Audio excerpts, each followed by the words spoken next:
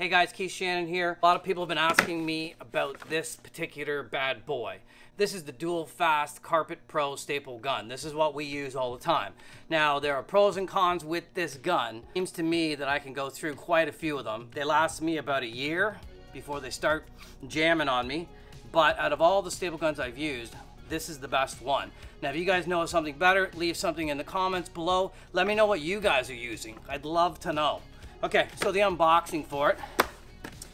Now, it is the Carpet Pro electric carpet stapler by Dual Fast. Okay, staple size is, because someone was asking me about that, is the staple size is on the back. Specifications 5400, 20 gauge, crown 3/16, length 3/8, ½ inch, 9/16 that it'll take, blah blah blah. Galvanized, here's all 3/8, ½ inch, 9/16. That's what it'll take. We use a certain staple for this gun. We don't use the Dual Fast staple guns, and then therefore Dual Fast would say, well, that's why the gun's jamming. But it is what it is. So we're gonna just pull out this bad boy.